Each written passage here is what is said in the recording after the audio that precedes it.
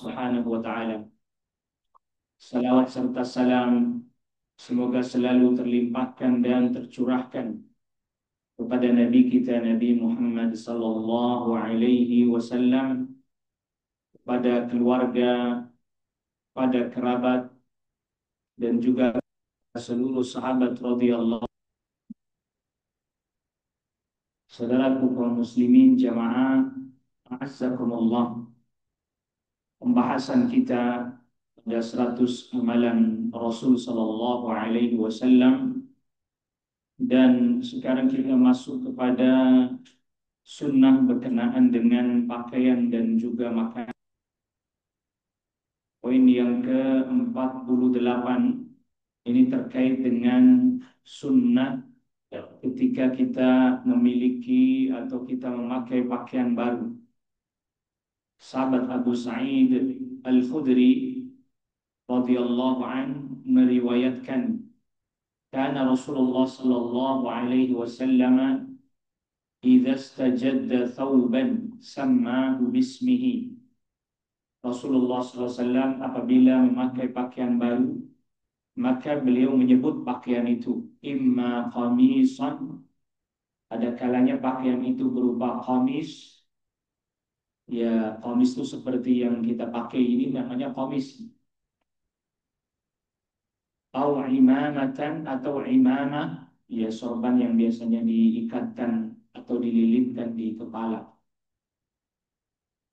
Thumma yaqul, kemudian Nabi sallallahu alaihi wasallam membaca Allahumma lakal hamdu anta kasautanihi as'aluka min khairihi wa khairi ma suni'a la wa a'udzu bika min syarrihi wa syarri ma suni'a la. Milikmu ya Allah segala pujian, Engkaulah yang memberikan pakaian ini kepadaku. Aku memohon kepadamu kebaikannya dan kebaikan dia dibuat, dan aku memohon perlindungan dari keburukannya dan keburukan dia dibuat. Di dalam riwayat ini, sahabat Abu Sa'id Al-Khudri menceritakan atau meriwayatkan doanya Rasulullah SAW idza istajadda thawban. Tatkala Rasulullah SAW memakai pakaian baru. Jadi ada beberapa poin yang mesti kita ingat. Nikmat yang Allah Subhanahu wa taala berikan kepada kita, di antaranya adalah nikmat berupa pakaian. Dan fungsi utama pakaian adalah lisatril awrati, untuk menutup aurat, dan juga menjadi hiasan juga bagi yang menggunakannya, memakainya. Selain dia untuk menutup aurat, jadi perhiasan juga. Tetapi tujuan utamanya adalah dalam rangka menutup aurat.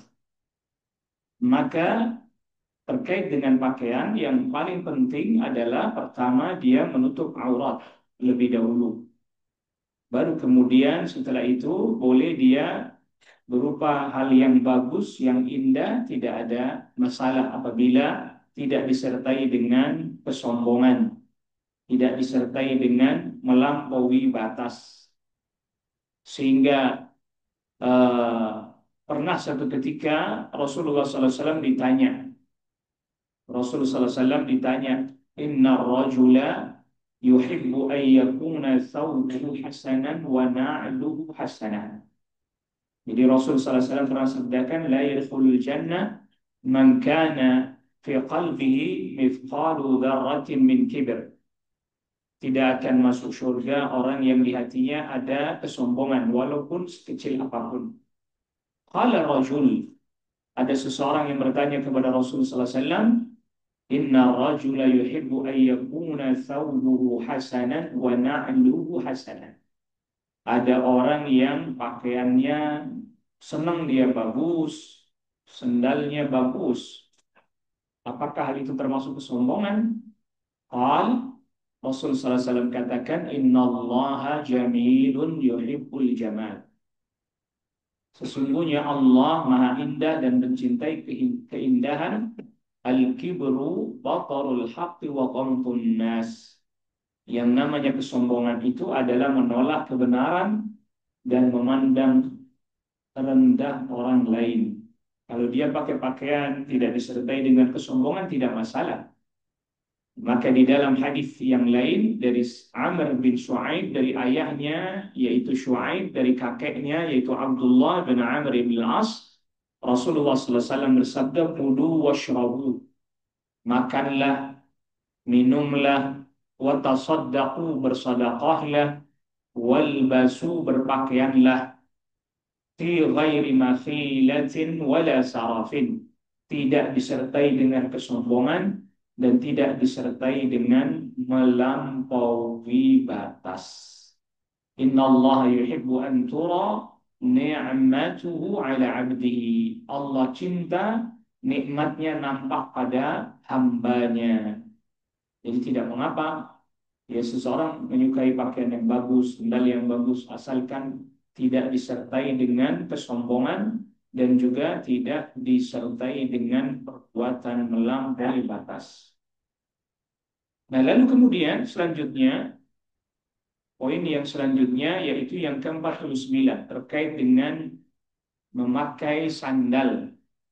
Ya, terkait dengan memakai sandal. Biasanya di dalam kitab-kitab yang menjelaskan tentang adabul libas, adab berpakaian, di dalamnya dimasukkan juga pembahasan terkait dengan memakai sendal atau sepatu ya, masuk di dalamnya juga sepatu. Pada poin ini, sahabat Abu Hurairah radhiyallahu an meriwayatkan bahwa Rasulullah SAW bersabda, "Idzan ta'ala ahadukum falyabda bil yumna wa idza khala'a falyabda bishimal." Apabila salah seorang di antara kalian pakai sendal, mulailah dengan yang kanan. Apabila melepaskan, mulai dengan yang kiri. Wal yun'ilhuma jami'an aw liyakhla'huma jami'an. Kalau mau pakai dua-duanya, kalau mau lepas dua-duanya. Jadi apabila misalnya salah satu dari sendal ini putus misalnya, maka nggak boleh satu dilepas, satu dipakai. Ya lepas saja dua-duanya. Karena ada hadis lain di mana Rasul Shallallahu Alaihi Wasallam sabdakan jelas melarang la tamshi fi na'lin wahidatin. Jangan engkau berjalan dengan satu sendal saja.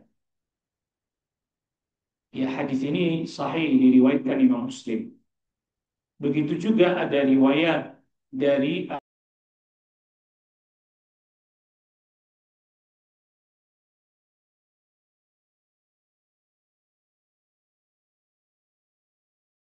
ibu bahwa aku berdusta atas nama Rasul Sallallahu Alaihi Wasallam, litahtadu wa adil, agar kalian mendapat petunjuk tapi malah saya tersesat. Tidak.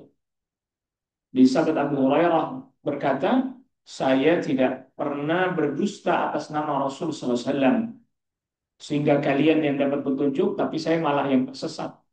Ala wa inni ashhadu la sami'tu Rasulullah sallallahu alaihi wasallam yaqul. Ketahuilah, sesungguhnya aku bersaksi bahwa aku pernah mendengar Rasul sallallahu alaihi wasallam bersabda, "Idzan khata'a sis'u ahadikum fala yamsi fil ukhra hatta yuslihaha." Apabila salah seorang kalian putus tali sendalnya, maka jangan berjalan dengan satu sendal saja sampai dia perbaiki sendal yang satunya.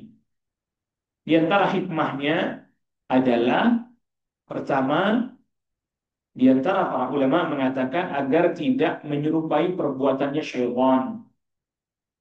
Yang kedua, kalau dia hanya pakai satu sendal saja kan berarti jadi tinggi sebelah. Dan ini berbahaya, orang berpotensi bisa jatuh. Iya, jalannya jadi jengjot. Tahu jengjot? Ya, kalau nggak tahu itulah pokoknya itu. Iya, jadi tinggi sebelahnya begitu jadi jalannya.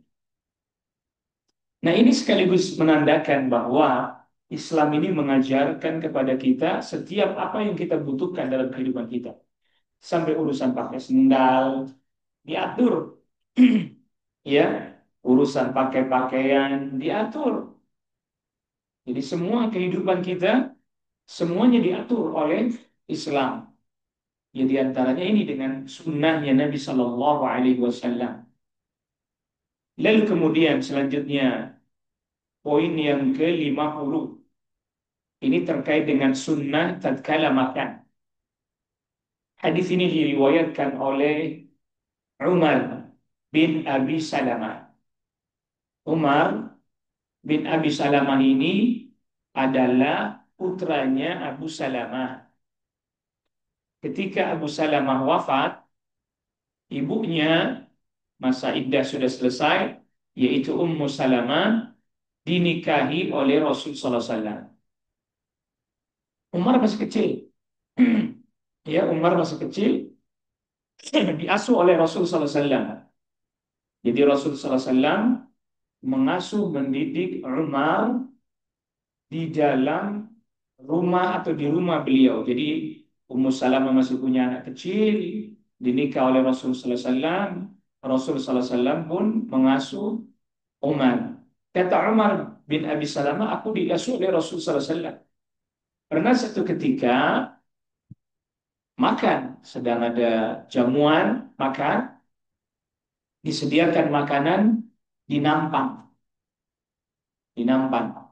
Ya orang-orang Arab kan begitu, makan ntar di nampan. Lalu kemudian Umar ini ngambil dari nampan ini, ngambil dari nampan yang sana, ngambil lagi dari nampan yang sana, ngambil lagi, tangan kanannya ngambil, tangan kirinya ngambil, semuanya ngambil semuanya. Ya, anak-anak.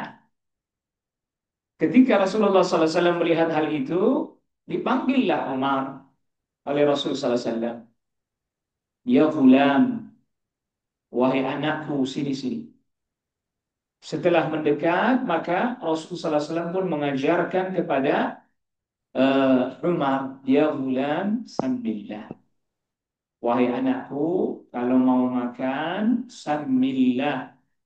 Baca atau sebut nama Allah, baca bismillah. Wa kul biyaminik. Makanlah dengan tangan kananmu.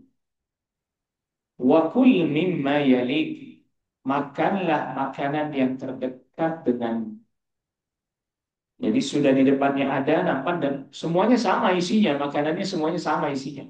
Gak usah ngambil yang di sana, gak usah ngambil yang di sana. Yang di depan ini aja sudah. Toh jenis makanannya sama. Jadi ini Rasulullah SAW mengajarkan kepada Umar bin Abi Salamah bagaimana adabul akli, adab makan. Diberitahukan, dikasih tahu, dinasihatkan, diinformasikan. Nah ini termasuk di dalam terdapat faedah mendidik anak terkait dengan adab-adab Islam sedini mungkin agar tertanam pada dirinya adab-adab Islam. Makan dengan baca bismillah. Al-Imam An-Nawawi rahimahullah ta'ala di dalam Syarah Sahih Muslim menyebutkan bahwa bacanya Bismillahirrahmanirrahim. Tetapi kemudian Al-Hafidh Ibn Hajar Al-Asqalani di dalam Fathul Bari, syarahnya Sahih Bukhari, mengatakan cukup baca Bismillah. Cukup baca Bismillah. Nah ini ada perbedaan pandangan, perbedaan pendapat. Nah Al-Imamul Hafidh Ibn Hajar mendatangkan riwayat yang menguatkan bahwa makan itu cukup baca Bismillah saja. Maka riwayat yang dikeluarkan oleh Al-Imam Tabrani dengan redaksi Qul Bismillah. Ucapkanlah Bismillah. Wallahu a'lam. Dalam hal ini yang lebih kuat adalah apa yang dijelaskan oleh Al-Imam Al-Hafidh Ibn Hajar Al-Asqalani bahwa cukup membaca Bismillah saja. Nah begitu juga apabila kita dapati misalnya kasus anak itu kiri dari lahir, dari kecil udah sering pakai tangan apa? kiri dari lahir. Berarti kalau kanan dari lahir, Adam. Misalnya kita dapati anak itu sudah terbiasa, ya atau kirinya yang lebih dominan, maka kita tetap latih dia untuk makan dengan tangan kanan. Untuk makan dengan apa? Tangan kanan. Adapun dia nanti tulis dengan tangan kiri, dia misalnya atau olahraga, main tenis meja, badminton pakai kiri, nggak ada masalah itu. Tapi makan tetap dilatih dia menggunakan tangan yang kanan. Wakul biyaminik, makanlah dengan tangan kanan. Makan makanan yang terdekat, ya kecuali makannya prasmanan. Kalau yang terdekat dapat nasi doang itu, boleh dia ngambil ke sana, begitu. Nah, lalu kemudian selanjutnya poin yang ke-51 mengucapkan alhamdulillah setelah makan, setelah minum. Berdasarkan hadis dari sahabat Anas bin Malik radhiyallahu anhu, ia berkata bahwa Rasulullah sallallahu alaihi wasallam bersabda, "Inna Allah la yarda 'anil 'abdi ay ya'kula al-aklata fayahmadahu 'alaiha aw yashraba asy-syarbata fayahmadahu 'alaiha." Sesungguhnya Allah Subhanahu wa taala ridha seorang hamba dia makan lalu kemudian dia memuji Allah. Dia minum lalu kemudian dia memuji Allah Subhanahu wa taala. Di Allah ridha, dia melakukan satu kegiatan aktivitas yang dimana itu menyenangkan dirinya. Makan minum itu kan menyenangkan kita. Tapi ketika atau setelah dia melakukan aktivitas itu, lalu dia kemudian muji Allah Subhanahu wa taala, Allah ridha. Ya, Allah Subhanahu wa taala ridha, meridhai orang tersebut, hamba tersebut yang makan kita, yang merasakan nikmat kita. Lalu kemudian karena kita memuji Allah, Allah pun meridhai kita. Ya, jadi ini adalah merupakan keutamaan yang begitu besar. Seminim-minimnya dia membaca Alhamdulillah, seminim-minimnya. Ada beberapa riwayat lain memang menjelaskan seperti misalnya Alhamdulillahilladzi at'amani hadza wa razaqanihi min ghairi haulin minni wala quwwah. Segala puji bagi Allah yang telah memberikan kepadaku makanan ini, memberikan minuman kepadaku dengan tanpa daya upaya. Terjemahan kita terjemah bebasnya. Tanpa daya dan upaya dariku. Jadi pada dasarnya sebagaimana orang diberi nikmat berupa pakaian, orang diberi nikmat berupa makanan, itu hakikatnya min ghairi haulin minni wala quwwah. Bukan semata-mata karena kekuatan kita, bukan karena semata-mata kemampuan kita, tapi itu murni sebenarnya nikmat dari Allah Subhanahu wa taala. Kalau toh kita berupaya, kalau toh kita berusaha, itu bagian daripada yang kita diperintahkan untuk mengerjakannya. Tapi bukan berarti maknanya bahwa itu semata-mata karena kemampuan kita. Kitalah yang bisa mendapatkannya dan seterusnya.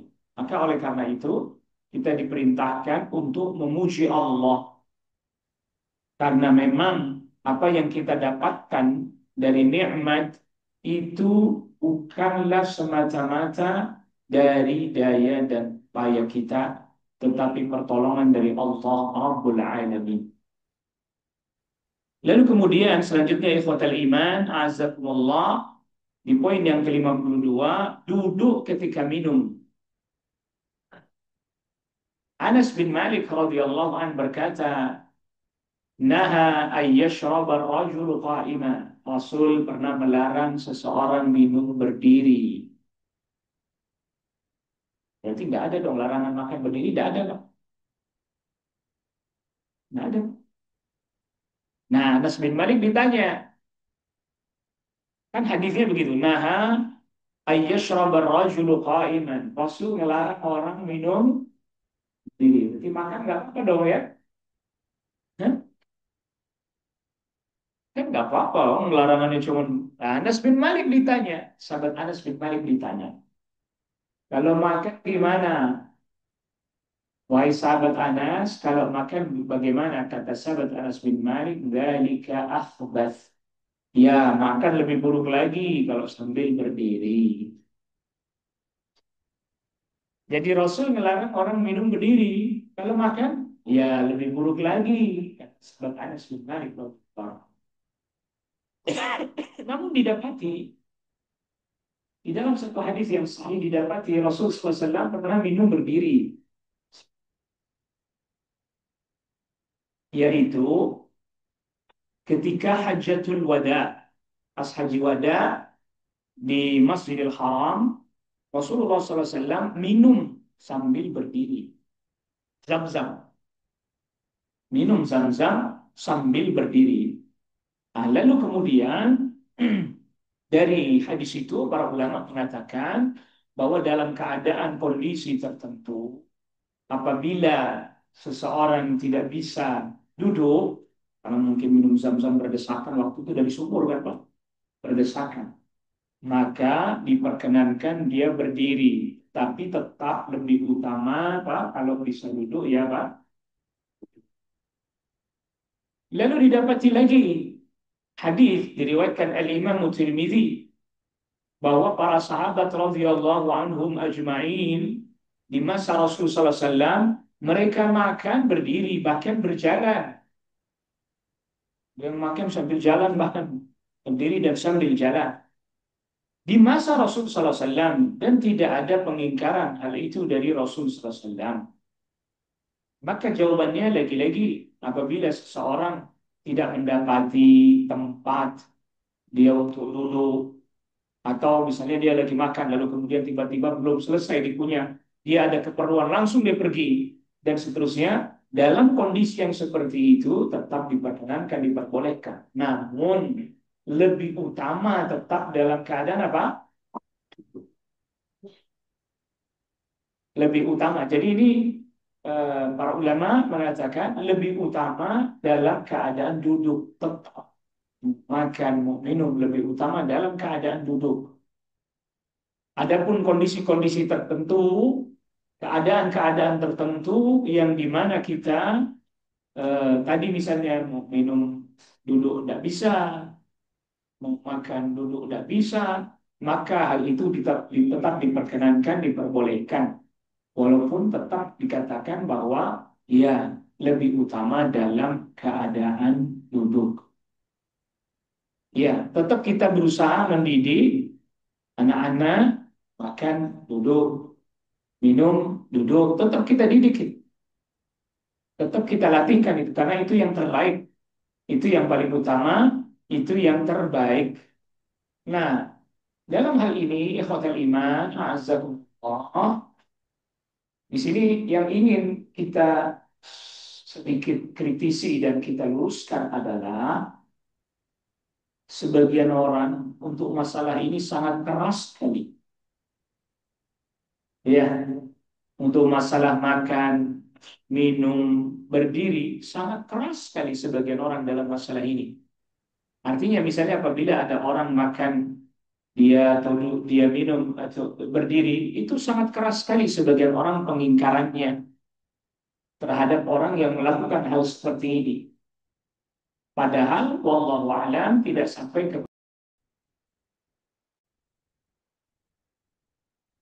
ada hal-hal yang lebih berat dari itu. Misalnya contoh atau sebaliknya. Luar biasa akhlaknya ya si Anu, si Fulan atau bahkan terkadang ya satu public figure lah atau YouTubers lah.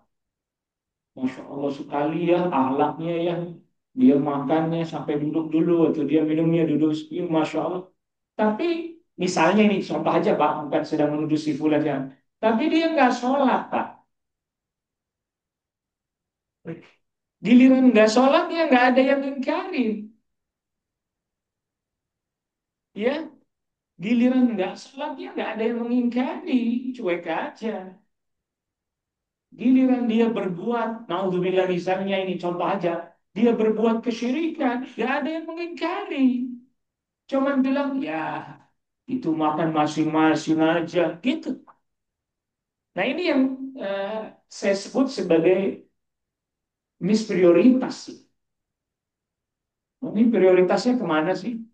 Oke betul, kita katakan bahwa itu bagian daripada adab, itu bagian daripada akhlak. Iya betul, kita tidak pungkiri itu.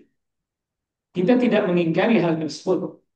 Bahwa itu bagian daripada adab yang baik, bagian daripada akhlak yang mulia, betul. Tapi kan juga akhlak itu hubungannya kepada Allah Subhanahu wa taala. Bagaimana akhlak kita kepada Allah Subhanahu wa taala? Jadi seringkali ini kebalik-balik, ya. Jadi terbalik. Bukan berarti kita kemudian tidak memperhatikan hal-hal yang seperti tadi yang sudah kita sebutkan, ya. Tapi kadang sebagaimana pengingkarannya keras, makan sambil berdiri kamu, minum sambil berdiri. Tapi giliran dasarnya dibiarin aja. Ini yang tadi kita katakan ini misprioritas. Ya ke anak-anak ya tetap kita didikan begitu. Tapi sholat lebih prioritas dari sholat. Gitu ya, ayo, ayo. Jadi jangan sampai kemudian kita ini jadi terbalik bahwa adab juga kita didik, kita ajarkan juga betul ya. Tapi yang pokok-pokok dalam ajaran agama, sholat misalnya, menunaikan yang wajib, meninggalkan yang haram, itu juga lebih-lebih lagi ditekankan. Ya, lebih-lebih lagi ditekankan. Dan ini perlu kita ingat. Jadi tadi ada riwayat dikeluarkan oleh Imam Tirmidzi, para sahabat ini makan pernah di masa Rasul, ada yang berdiri pernah, ada yang sambil berjalan, ada. Dan tidak ada pengingkaran keras. Nah, ada pun yang dikatakan oleh sahabat Anas bin Malik tadi, ketika ditanya kalau makan bagaimana, makan lebih berat lagi. Para ulama katakan itu kesimpulannya sahabat Anas bin Malik.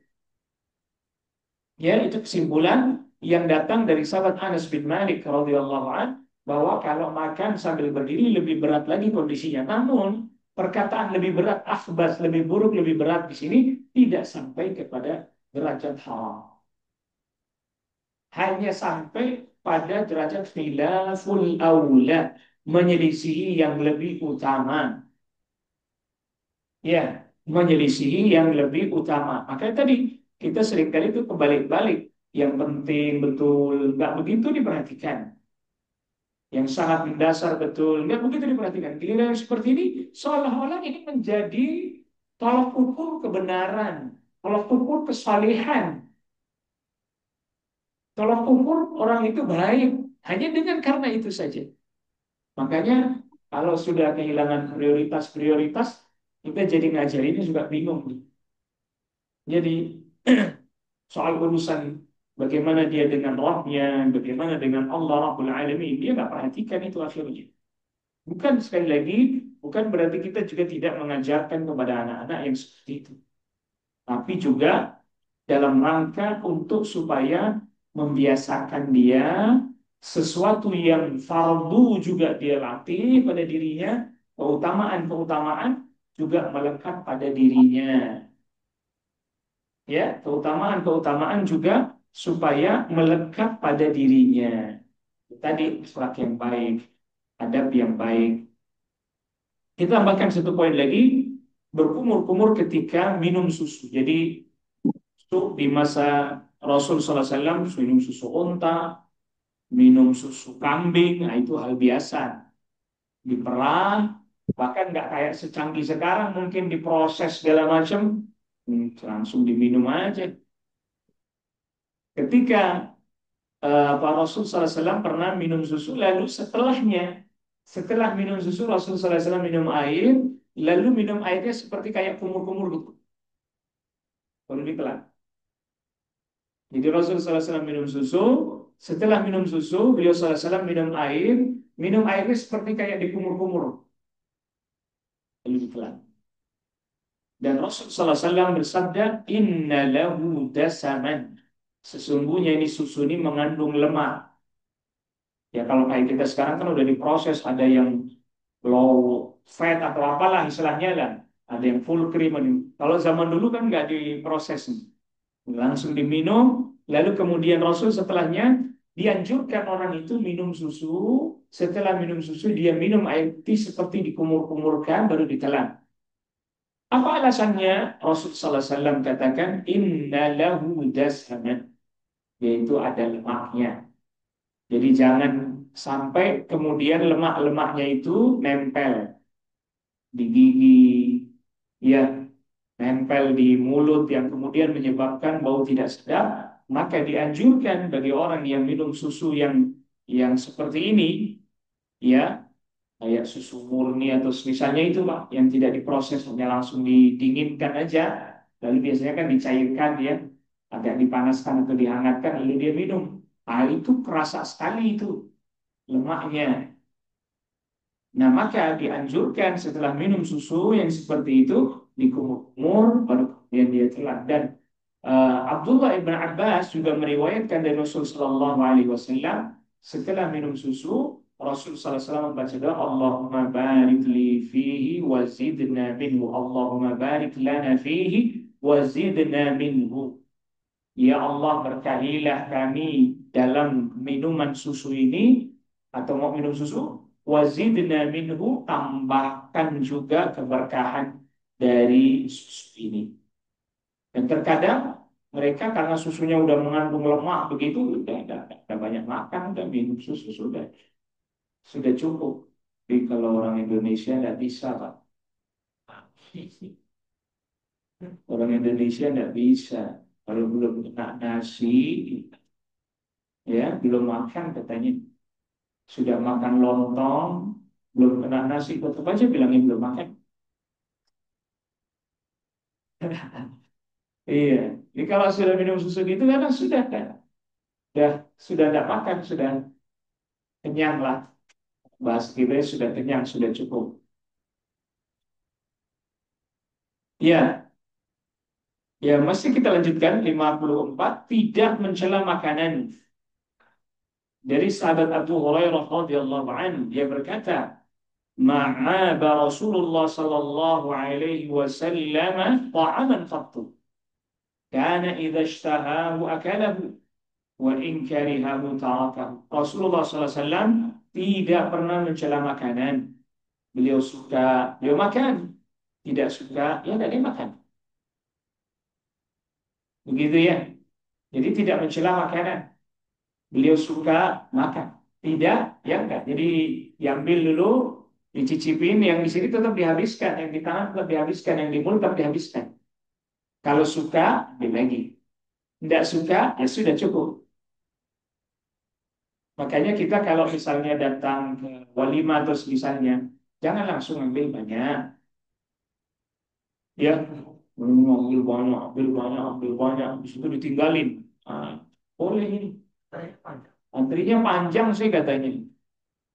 Gara-garanya antrinya panjang kan. Jadi harus ngambilnya banyak dulu. Kalau ngambil sedikit mau balik lagi antri lagi males. Itu ya. Ya pokoknya bertanggung jawab lah.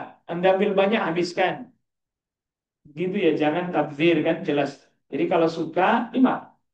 Tidak suka ya. Tapi bukan berarti kita ngambil banyak terus nggak suka kita tinggalkan, bukan begitu. Jadi dicicipi dulu, cicipi dulu. Jadi nggak terus, wah makanannya ini nggak enak. Nggak boleh begitu. Kenapa? Bisa jadi lidah kita nggak cocok, orang lain cocok, Pak. Di lidah kita ini kan tergantung rumah, tergantung masakan rumah lidah kita tuh. Jadi dari kecil anak-anak itu dicetak cita rasanya tergantung makanan yang dia sering konsumsi di rumah. Kita ini di rumah dicetak lidah kita suka asin karena orang tua kita suka asin. Terus itu begitu terus. Di rumah dicetak lidahnya suka manis terus begitu. Ah, nggak manis nih. Tapi dibiasakan lidahnya plain itu ya nggak manis guys. Jadi terbiasa begitu. Makanya yang benar itu kan garam ditaruh di meja, sambal taruh di meja yang benar. Makanannya apa? Makanannya general, semua lidah bisa masuk. Oh kurang asin, bila garam tinggal ditaburin. Oh kurang pedas, ambillah sambal, berikan, tambahkan, gitu. Jadi makanannya general bisa masuk ke semua orang, begitu. Itu yang bagus begitu jadinya. Punya tamu juga begitu kan? Kita sediakan makanan rumah, sediain garamnya, sediain gulanya kalau memang dia itu sediain sambal. Ya makan, kenapa? Kurang asin silakan Anda tambah sendiri. Kenapa lagi? Kurang pedas tambahin sendiri. Kurang manis misalnya tambahin sendiri. Begitu. Ya. Kalau di kita kan enggak. Sudah terbiasa manis, sudah terbiasa asin. Udah. Di tamunya ngikutin kita jadinya. Pas ngicipin, kok kayaknya keasinan, tapi diem aja itu. Nggak enak nih ngomong sama tuan rumah. Jadi yang tepat itu ya general itu tadi rasanya. Orang semua bisa, tinggal dia kurang apa dia tambahkan sendiri.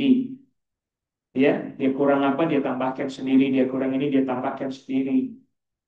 Kalau kita kan enggak, kalau nggak pedas, kalau nggak asin gitu, wah kurang.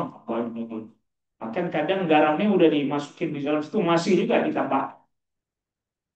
Nah, akhirnya over kita nih, overtaste ini lidahnya orang Indonesia.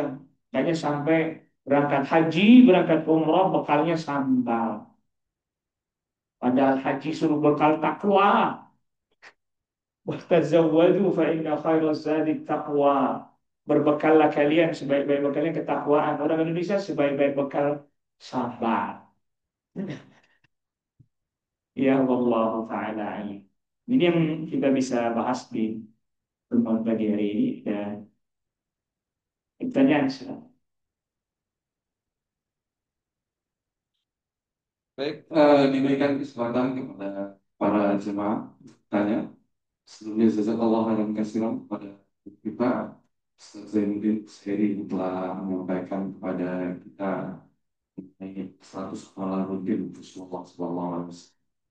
Baik, dari kami dulu nih bos. Uh, Budaya ini ada juga yang unsur mohon maaf. Makan ini mungkin juga ada sedikit unsur budaya, misalnya makan bersama-sama gitu ya dalam satu nampan. Eh, Seringkali mungkin kami menemukan misalnya di budaya Betawi itu makan satu mangkuk rame-rame, di mana di situ ada kita nggak tahu siapa orangnya yang mungkin ada perasaan dalam tanda kutip cici atau geli gitu, Nggak nyaman lah ya. nggak nyaman dengan kondisi seperti itu.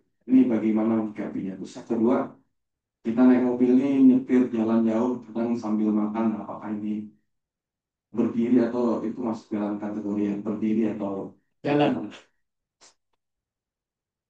Iya betul, maka di dalamnya juga terdapat unsur-unsur daya dari tata cara makan. Misalnya ya, orang Arab misalnya makannya di masa Rasulullah SAW satu nampan Pak. Ya bareng-bareng gitu. Satu nampan bareng-bareng. Terbiasa mereka dengan begitu. Sampai sekarang sebagian orang-orang Arab bahkan orang Arab yang udah di Indonesia Pak begitu. Jadi Indonesia sekalipun cara makan mereka begitu. Kalau walimah ada walimah, nampan, nampan makan bareng-bareng. Kita orang kita, sebagian kita nggak biasa begitu, Pak. Nggak biasa, nggak nyaman lah. Ya tadi ekstrimnya jijik lah. Ya. Walaupun daripada cuci tangan, tapi kan mungkin ngelihat cara makan orang yang kayak begitu, kita jadi tidak nyaman. Maka ya boleh dia beli piring, lalu kemudian dia pindahkan, ditaruh di piring, boleh. Pernah satu ketika, saya sedang tidak teringat persis nama beliau. Ada salah seorang masyayikh dari Yaman. Saya diminta dampingi beliau, lalu kemudian pas makan, disediakan makan jamuannya ya ala orang Yaman, dinampang gitu kan. Ya mungkin kalau kayak kita orang nasi kebuli atau nasi mandi terus misalnya ditaruh di nampan gitu Pak. Lalu kemudian kita persilakan mari Syekh makan. Beliau nanya, orang Indonesia cara makannya seperti kami orang Yaman juga. Itu di nampan Pak. Nah Syekh, ini biasanya di piring. Ya sudah saya ikut cara kalian. Biasanya dia ambil di piring, saya ngambil kalau di piring kita juga melakukan hal yang sama seperti itu. Jadi dia berusaha beradaptasi juga. Iya, makanya dia tanya, ini orang Indonesia kayak kami di Yaman. Kalau makan di nampan gini bareng-bareng. Kalian terbiasa begitu. Ya, kami katakan sebagian kami terbiasa, sebagian kami tidak. Ini kebanyakan orang Indonesia makannya Nah di nampan gitu tetap diambil dari nampan nasinya, lauknya ditaruh di piring. Ayo sudah, ambil piring. Saya ikut cara dia. Jadi itu tidak ada masalah kan, tata cara makan, gaya dan seterusnya. Jadi kalau orang kita tidak biasa dengan cara seperti itu, ya boleh Anda ambil di piring. Jadi memang di masa Rasulullah SAW, para sahabat sudah biasa Pak, makan di nampan bareng-bareng begitu. Ya kami juga waktu di pondok juga biasa begitu, makan di nampan begitu, bareng-bareng begitu. Bahkan nasinya sudah matang langsung ditumplekin di nampan, sambelnya tumplekin juga di situ. Ayo makan. Dan masih 40 kipasin dulu, bareng-bareng Pak. Malah justru ya, mohon maaf ya, ada sebagian orang yang memang dulu teman saya yang begitu Pak. Dan ini bukan untuk ditiru. Dia tahu ada teman di sebelahnya itu orangnya agak jijian, agak nggak nyaman. Itu kalau makanan udah dikit ditaruh ke tempat dia lalu diludahin sama dia. Cuk, gitu. Pasti nggak ada yang berani rebut sudah. Ini bahaya. Jadi makanannya udah dikit Pak, udah dikit dia ambil lalu dia set diseret di tempatnya dia lalu diludahin sama dia. Cuk, udah nggak ada yang berani kan ambil lagi. Kemudian yang lain nggak berani diem aja. Ini bukan untuk ditiru, bukan. Ya. Jadi ya itu tadi, jadi kalau memang tidak nyaman, tidak biasa ya boleh diambil di piring atau di wadah yang terpisah. Dan ini perlu juga kita ingat, kalau biasanya orang Arab itu lauk kan ditaruh di tengah ya, lauk itu ditaruh di tengah, baru di sekelilingnya apa? Nasi. Makanya kalau makan nggak boleh nyerang langsung yang di tengah. Makan bareng-bareng nggak boleh serang langsung yang apa? Yang di tengah, tapi yang dipikir nasi ambil lauk dikit gitu, nasi ambil lauk dikit gitu, nggak boleh langsung nyerang yang di tengah gitu. Tapi kalau di kita terbalik, konsepnya nasi tumpeng itu terbalik, betul nggak? Nasi yang ditaruh di tengah, lauk yang ditaruh di pinggir. Konsep kita kebalik. Yang anehnya lagi itu kalau nasi tumpeng yang pucuk, paling pucuk tuh dipotong, dikasih orang yang ya terhormat. Berarti dia makan nasi doang. Itu. Coba direnungkan. Dia diambilin lauknya dikit, bener nggak? Diambilin lauknya hanya sedikit. Diambil yang pucuk, lalu ditaruh. Diambilin lauknya dikit. Diberikan kepada orang yang terhormat. Oh iya bener, mungkin itu ya Pak. Karena ada banyak pantangan. Padahal lauknya yang banyak di pinggir Pak. Itu malah buat anak buahnya. Oh anak buahnya dapat banyak lauk itu berarti.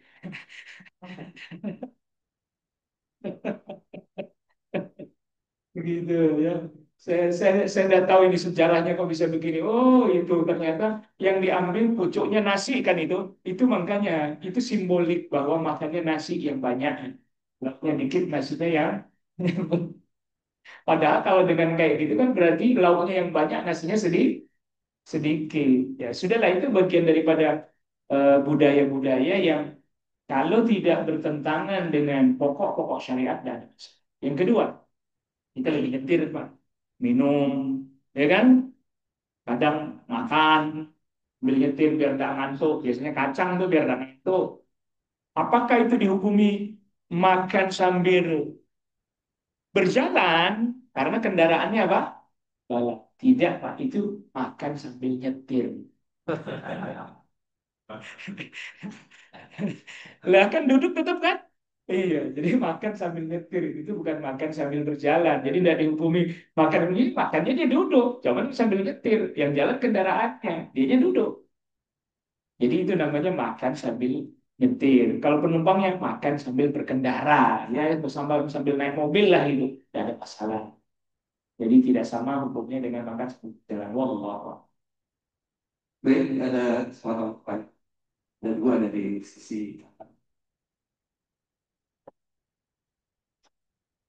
Assalamualaikum warahmatullahi Waalaikumsalam. Saya mau bertanya, Ustaz, ada kita jika diundang oleh non-Muslim. Saya pernah diundang di Katedral di Pontianak oleh rombongan langsung dan makan menghadiri jamuan apa namanya. Memang saya berseloroh Saya nggak tahu, itu kan suwir-suwiran semua, Bos. Kayak Manado gitu. Dia bilang, Pak, sebelah sini yang halal, ini yang haram. Ya, Allah sih, Bu. Kalau dikasih tahu, saya kan pengen ngicitin, kalau nggak tahu, nggak apa-apa. Mohon maaf, Ustaz. Terima kasih. Ya, jadi terkait dengan menghadiri undangan makan. Kalau undangannya undangan makan ya Pak ya? Undangan makan. Ya, undangannya meeting, nggak ada makan. Oh, undangannya ada makan. Tempatnya di, Tapi kata kenal. ya, ini yang menjadi permasalahan. Bukan undangan makannya. Kalau tadi disebutkan tempatnya, ya tempatnya itu yang menjadi permasalahan. Kalau cuma misalnya ada bukan orang Islam, non Muslim, dia mengundang kita makan di rumahnya, boleh makan, boleh makan, tidak ada masalah. Rasul SAW pernah diundang lalu dihidangkan makanan oleh Yahudi, makan Rasul, makanannya halal, makanannya halal, makanannya haram. Rasul makan, SAW makan, tidak ada masalah. Tapi kalau tadi di tempat peribadatan mereka dan seterusnya, nah itu tidak boleh. Tidak boleh karena hubungannya dengan kita menyetujui seolah-olah menyetujui peribadatan mereka dan seterusnya. Jadi kalau makannya tidak masalah asalkan makanan itu halal.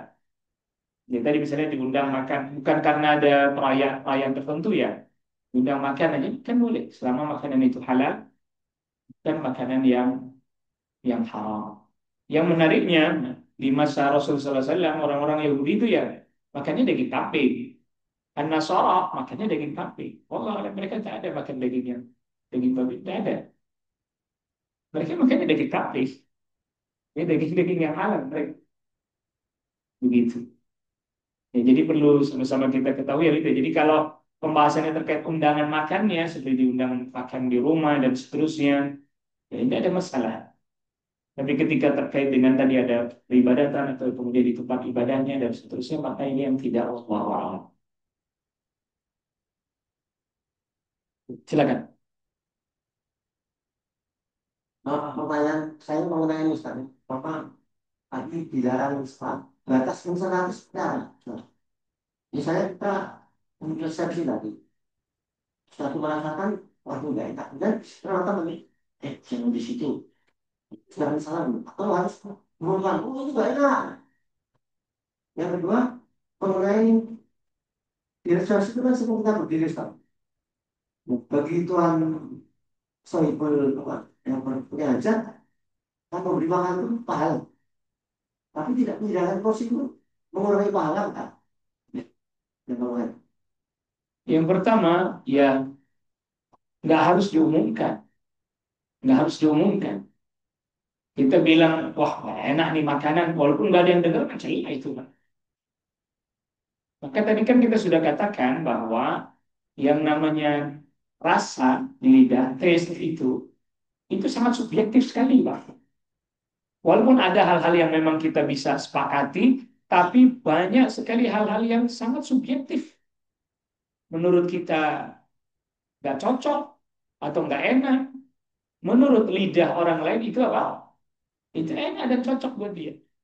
Jadi nggak usah juga kita nggak usah biarin aja. Mungkin menurut dia cocok lidahnya, menurut kita nggak cocok. Jadi nggak usah orang dilarang juga untuk mengambil itu. Yang kita perlu ingatkan Anda kalau sudah ambil, Anda harus habiskan. Itu yang perlu kita ingatkan. Kalau sudah ambil, tolong dihabiskan. Nah, itu yang perlu diingatkan yang itu. Begitu ya. Yang perlu diingatkan yang seperti itu bukan melarang orang ngambil itu. Jangan ngambil di situ dah itu. Celah itu namanya. Yang kedua tentang orang undang walimah, kasih makan orang kan itu pahala, tapi nggak dikasih apakah mengurangi pahalanya? Jadi kalau kita katakan apakah itu mengurangi pahalanya, saya tidak berani sampai mengatakan mengurangi pahalanya, tapi akan lebih sangat utama kalau dia menyediakan tempat duduknya juga. Atau terkadang di tempat walimah itu disediain sih Pak, cuman terbatas ya. Karena memang ruangnya kalau dipenuhin kursi semua, jadi pergerakan malah jadi susah nanti.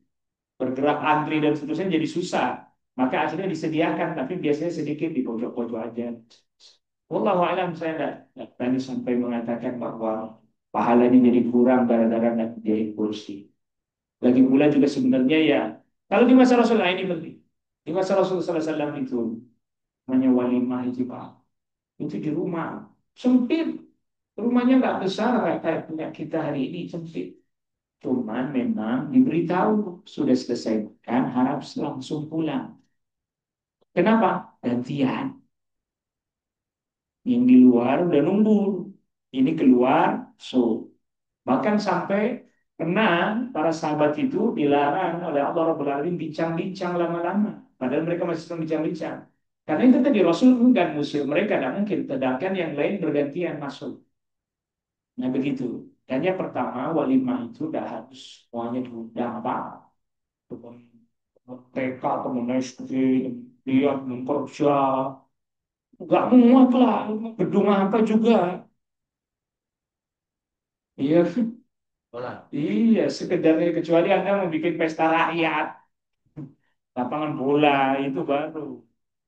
Udah, yang dekat gitu kan. Yang kedua, saya perlu ingatkan yang kedua ini nggak kalah penting. Kalau kita tidak diundang, nggak usah nyalahin sahibul hajat. Saya dengar Anda habis menikahkan putri Anda ya? Iya, alhamdulillah. Selamat pernikahan dan keluarga. Gitu, Pak. Habis nikahin ya? Iya. Kok saya nggak diundang?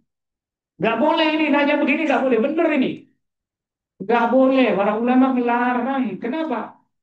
Anda seolah-olah memaksa dia untuk menyampaikan uzurnya. Ah, seolah-olah dengan kita berkata begitu, kita memaksa dia harus menyampaikan uzurnya. Mungkin dia lupa, ya kan gitu. Atau Pak, atau mungkin dia sebenarnya tidak lupa, cuman keterbatasan kemampuan, sehingga yang dia undang hanya beberapa orang saja. Masa ada tega sih, dia harus ngomong, oh, maaf ya saya nggak, soalnya saya terbatas, cuma bisa ngundang segini karena cuma bisa nyediain makanan sekian. Tuh, sedih kan? Bener loh Pak, bener loh Bu. Mungkin bapak mah jarang, ibu-ibu juga jarang, yang di sini mah jarang. Kalau pas lagi nggak di sini, nggak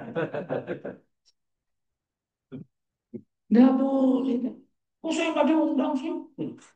Kalau saya dengar Anda menikahkan betul itu, semoga itu Tuhan. Itu dia langsung tenang atau senang ah. Ya dia nggak nanyain saya nggak diundang gitu. Dia langsung senang di hatinya tentram langsung. Kalau udah begitu tuh sedih gimana gitu mau jawab gimana ya gitu. Tolonglah yang itu. Malah kadang saya di sebagian ini jamaah, sebagian jamaah saya ada yang saya kasih tahu. Bapak nggak usah sungkan kalau memang Bapak ada hal-hal yang ini nggak usah undang saya. Nggak usah undang saya, nggak usah. Bapak jangan merasa malu. Bilang nggak usah diundang. Dan saya nggak akan pernah bertanya, Pak, kok saya, padahal itu jamaah dekat sama saya. Saya ngisi pengajian di rumahnya, Pak, keluarganya. Saya bilang, kalau memang ada hal-hal yang ini, nggak usah saya diundang. Daripada nanti Bapak ngerasa bersalah, nggak usah diundang. Iya, Pak Ustadz, anak saya ini masih belum ngerti begini-begini, minta nanggap ada order tunggal segala macam. Udah nggak usah saya diundang. Saya bilang begitu. Daripada saya pun nanti diundang, saya tidak datang, Anda kalah kecewa. Karena ada order tunggal, saya khawatir nyumbang lagu saya.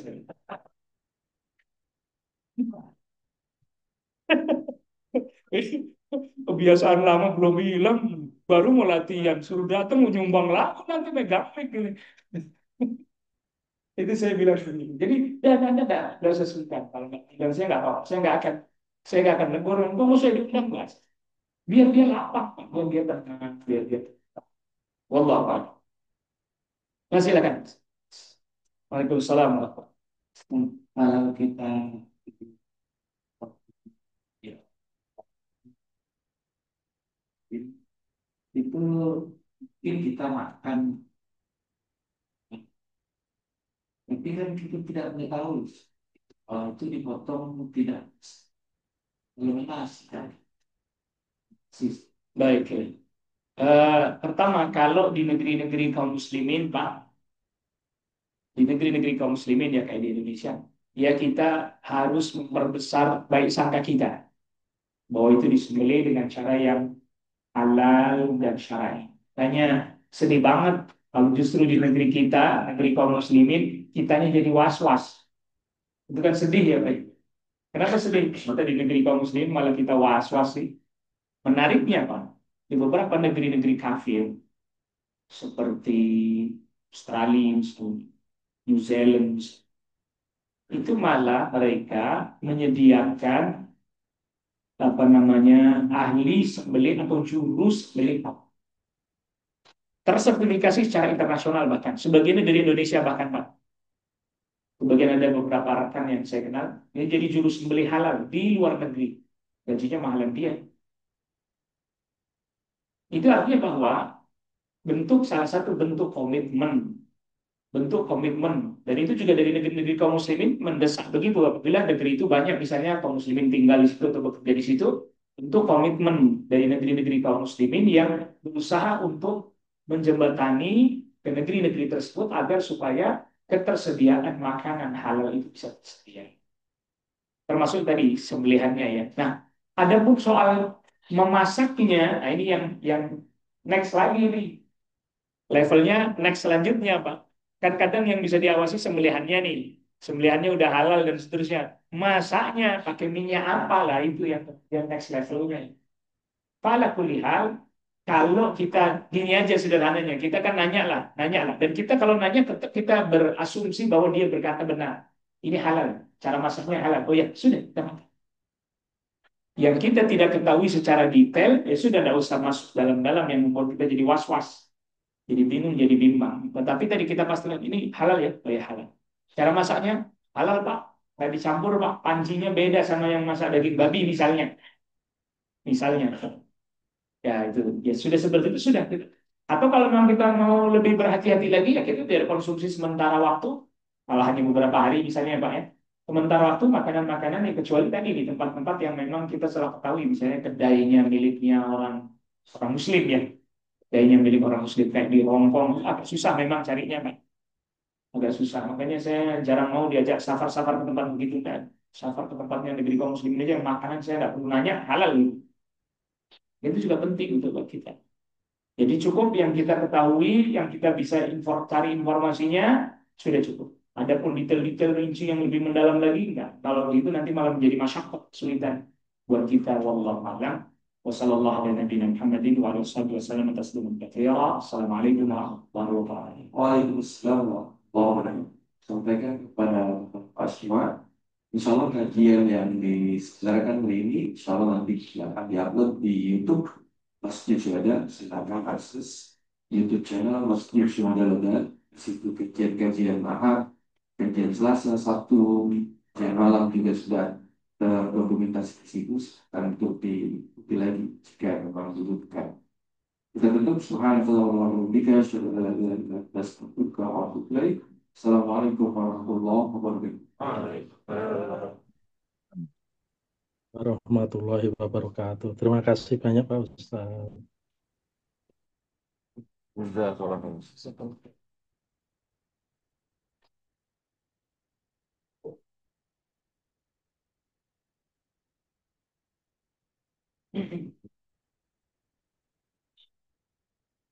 Di tempat itu nggak bisa Pak ya? Nggak tahu kayak si OBS OBS memang kemarin minta dia minta diupdate sama Pak Arvin. Ya cuma 2 menit. Hmm? Ya cuma 2 menit baru ini. Iya.